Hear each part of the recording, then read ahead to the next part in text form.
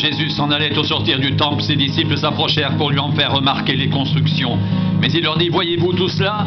Je vous le dis en vérité, il ne restera pas ici pierre sur pierre qui ne soit renversée. Il s'assit sur la montagne des Oliviers, les disciples vinrent en particulier lui poser cette question. Dis-nous, quand cela arrivera-t-il? Et quel sera le signe de ton avènement et de la fin du monde? Jésus leur répondit, prenez garde que personne ne vous séduise, car plusieurs viendront sous mon nom disant, c'est moi qui suis le Christ, et ils séduiront beaucoup de gens. Vous entendrez parler de guerre et de bruit de guerre. Gardez-vous d'être troublés, car il faut que ces choses arrivent. Mais ce ne sera pas encore la fin. Une nation s'élèvera contre une nation, et un royaume contre un royaume, et il y aura en divers lieux des famines et des tremblements de terre. Tout cela ne sera que le commencement des douleurs, alors on vous livrera au tourment. Et on vous fera mourir, et vous serez haïs de toutes les nations à cause de mon nom. Aussi, plusieurs succomberont, et ils se trahiront, se haïront les uns les autres. Plusieurs faux prophètes s'élèveront, et ils séduiront beaucoup de gens. Et parce que l'iniquité se sera accrue, l'amour du plus grand nombre se refroidira. Mais celui qui persévérera jusqu'à la fin sera sauvé. Cette bonne nouvelle du royaume sera prêchée dans le monde entier pour servir de témoignage à toutes les nations. Alors viendra la fin. C'est pourquoi lorsque vous verrez l'abomination de la désolation dont a parlé le prophète Daniel établi en lieu saint, que celui qui lit fasse attention alors, que ceux qui seront en Judée fuient dans les montagnes, que celui qui sera sur le toit ne descende pas pour prendre ce qui est dans sa maison, et que celui qui sera dans les champs ne retourne pas en arrière pour prendre son manteau. Malheur aux femmes qui seront enceintes et à celles qui allaiteront en ces jours-là. Priez pour que votre fuite n'arrive pas en hiver ni un jour de sabbat, car alors la détresse sera si grande qu'il n'y en a point eu de pareil depuis le commencement du monde jusqu'à présent, et qu'il n'y en aura jamais. Et si ces jours n'étaient abrégés, personne ne serait sauvé. Mais à cause des élus, ces jours seront abrégés. Si quelqu'un vous dit alors le Christ est ici, ou il est là, ne le croyez pas. Car il s'élèvera de faux Christ et de faux prophètes. Ils feront de grands prodiges et des miracles, au point de séduire, s'il était possible, même les élus. Voici, je vous l'ai annoncé d'avance.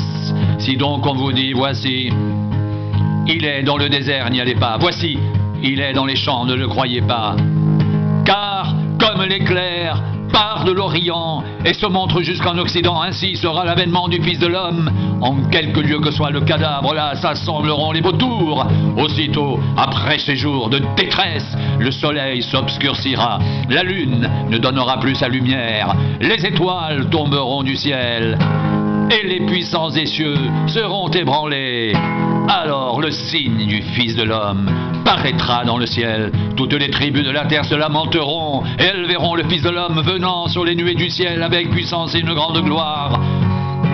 Il enverra ses anges avec la trompette retentissante, et ils rassembleront ses élus des quatre vents d'une extrémité des cieux à l'autre. Instruisez-vous par une comparaison tirée du figuier. Dès que ces branches deviennent tendres et que les feuilles poussent, vous savez que l'été est proche. De même, quand vous verrez toutes ces choses, sachez que le Fils de l'homme est proche à la porte. Je vous le dis en vérité, cette génération ne passera pas que tout cela n'arrive. Le ciel et la terre passeront, mais mes paroles ne passeront point.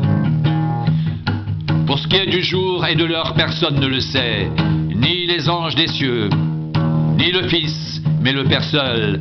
Ce qui arriva du temps de Noé arrivera de même à l'avènement du Fils de l'homme.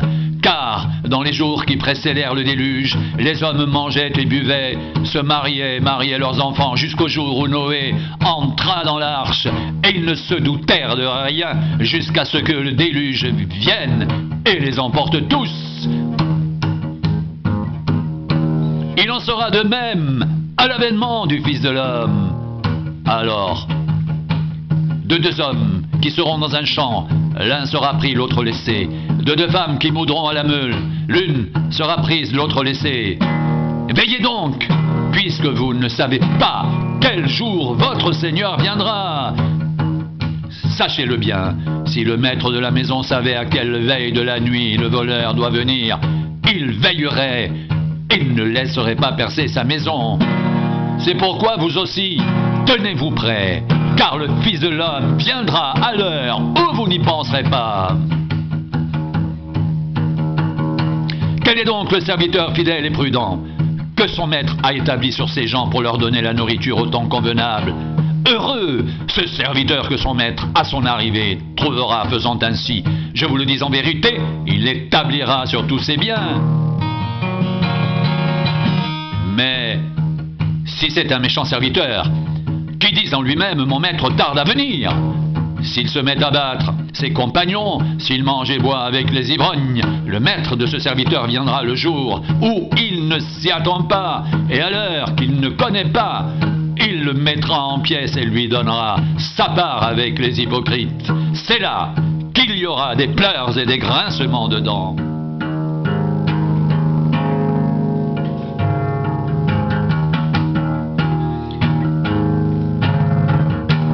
Nous ne voulons pas, frères, que vous soyez dans l'ignorance au sujet de ceux qui dorment, afin que vous ne vous affligez pas comme les autres, qui n'ont point d'espérance. Car si nous croyons que Jésus est mort et qu'il est ressuscité, croyons aussi que Dieu ramènera par Jésus et avec lui tous ceux qui sont morts. En effet, voici ce que nous vous déclarons d'après la parole du Seigneur. Nous les vivants, restés pour l'avènement du Seigneur, nous ne devancerons pas ceux qui sont morts. Car le Seigneur lui-même a un signal donné. À la voix d'un archange et au son de la trompette de Dieu descendra du ciel, et les morts en Christ ressusciteront premièrement. Ensuite nous les vivants, qui serons restés, nous serons tous ensemble enlevés avec eux sur des nuées à la rencontre du Seigneur dans les airs. Et ainsi nous serons toujours avec le Seigneur. Consolez-vous donc les uns les autres par ces paroles.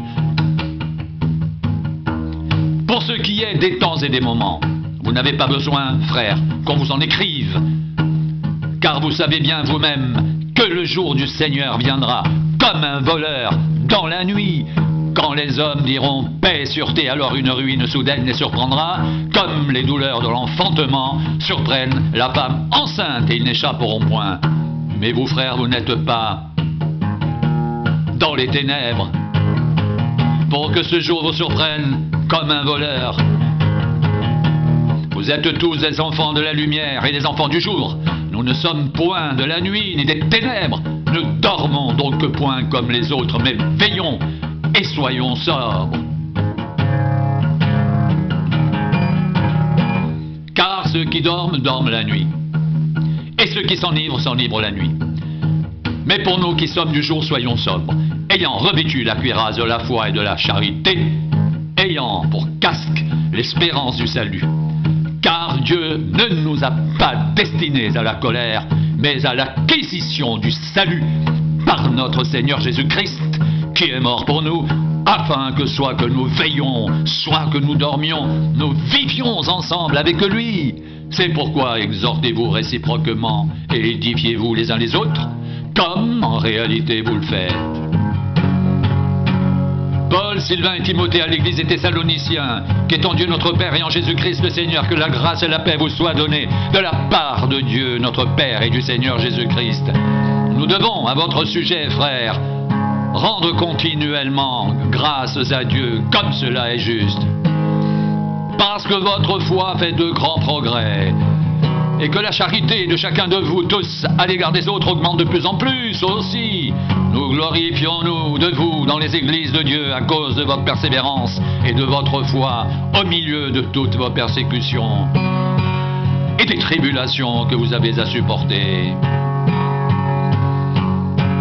C'est une preuve du juste jugement de Dieu pour que vous soyez jugés dignes du royaume de Dieu, pour lequel vous souffrez, car il est de la justice de Dieu de rendre l'affliction à ceux qui vous affligent, et de vous donner à vous qui êtes affligés du repos avec nous, lorsque le Seigneur Jésus apparaîtra du ciel avec les anges de sa puissance, au milieu d'une flamme de feu, pour punir ceux qui ne connaissent pas Dieu et qui n'obéissent pas à l'évangile de notre Seigneur Jésus. Ils auront pour châtiment une ruine éternelle, loin de la face du Seigneur et de la gloire de sa force, lorsqu'il viendra pour être en ce jour-là glorifié dans ses saints et admiré dans tous ceux qui auront cru, car notre témoignage auprès de vous a été cru. C'est pourquoi aussi nous prions continuellement pour vous, afin que notre Dieu vous juge digne de la vocation et qu'il accomplisse par sa puissance tous les desseins bienveillants de sa bonté et l'œuvre de votre foi, pour que le nom de notre Seigneur Jésus-Christ soit glorifié en vous, et que vous soyez glorifiés en lui, selon la grâce de notre Dieu et du Seigneur Jésus-Christ.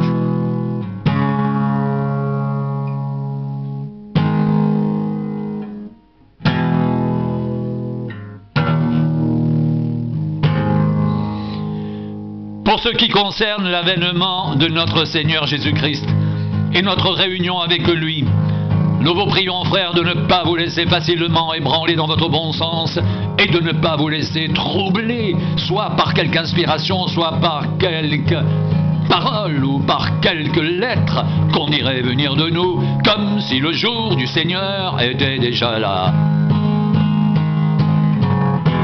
Que personne ne vous séduise, d'aucune manière, car il faut que l'apostasie soit arrivée auparavant et qu'on ait vu paraître l'homme du péché, le fils de la perdition, l'adversaire qui s'élève au-dessus de tout ce qu'on appelle Dieu ou de ce qu'on adore, jusqu'à s'asseoir dans le temple de Dieu, se proclamant lui-même Dieu.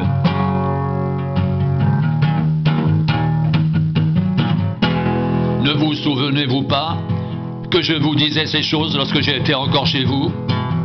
Et maintenant, vous savez ce qui le retient afin qu'il ne paraisse qu'en son temps, car le mystère de l'iniquité agit déjà. Il faut seulement que celui qui le retient encore ait disparu, alors paraîtra l'impie que le Seigneur Jésus détruira par le souffle de sa bouche et qu'il anéantira par l'éclat de son avènement. L'apparition de cet impie se fera par la puissance de Satan, avec toutes sortes de miracles, de signes et de prodiges mensongers, avec toutes les séductions de l'iniquité pour ceux qui périssent parce qu'ils n'ont pas reçu l'amour de la vérité pour être sauvés. Aussi Dieu leur envoie une puissance d'égarement pour qu'ils croient au mensonge, afin que tous ceux qui n'ont pas cru à la vérité, mais qui ont pris plaisir à l'injustice, soient condamnés. Pour nous, frères bien-aimés du Seigneur, nous devons, à votre sujet, rendre continuellement grâces à Dieu. Parce que Dieu vous a choisi dès le commencement pour le salut, par la sanctification de l'Esprit et par la foi en la vérité. C'est à quoi il vous a appelé par notre évangile, pour que vous possédiez la gloire de notre Seigneur Jésus-Christ. Ainsi donc, frères, demeurez fermes et retenez les instructions que vous avez reçues, soit par notre parole, soit par notre lettre. Que notre Seigneur Jésus-Christ lui-même et Dieu notre Père, qui nous a aimés et qui nous a donné par sa grâce une consolation éternelle et une bonne espérance, console vos cœurs et vous affermisse en toute bonne œuvre et en toute bonne parole. Au reste, frères, priez pour nous afin que la parole du Seigneur se répande et soit glorifiée comme elle l'est chez vous, afin que nous soyons délivrés des hommes méchants et pervers, car tous n'ont pas la foi. Le Seigneur est fidèle, il vous affermira et vous préservera du malin. Nous avons à votre égard cette confiance dans le Seigneur, que vous faites et que vous ferez les choses que nous recommandons. Que le Seigneur dirige vos cœurs vers l'amour de Dieu et vers la patience de Christ.